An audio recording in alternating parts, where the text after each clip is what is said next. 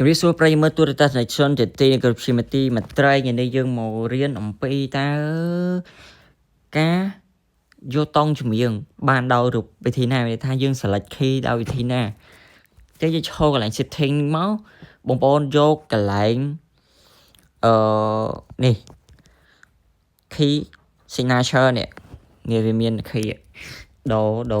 re bemol re ចឹងមក e bemol អីចឹងមក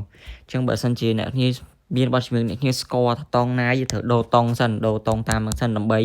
យើងធូនសលេងឲ្យវាត្រូវជាមួយនឹង key របស់យើងសំណួរសួរមួយទៀតថាតើខ្ញុំអាចរកតង់ចម្រៀងរបស់ខ្ញុំបានដោយវិធីណាជម្រាបមាន2អ្នកគ្នាអាច upload ចូលទៅក្នុង Spotify ទីមួយទៀតគឺយើងធ្វើការស្ភាវយកតែម្ដងមានន័យថាយើង record vocal យើងមក clear សិនមក record vocal យើងដាក់ auto tune microphone tune នឹងមក clear សិនហើយយើង record តាមមក clear ឲ្យវា tune សិនបើសិនជាវា tune ត្រូវស្ដាប់ទៅវា smooth នឹងតង់ហ្នឹងឯងយើងដូរមួយយើង record ហើយយើងដូរមួយយើងដូររហូតបើសិនវាភ្លាវតង់នេះភ្លាវប៉ុន្តែដល់ពេលដល់តង់ G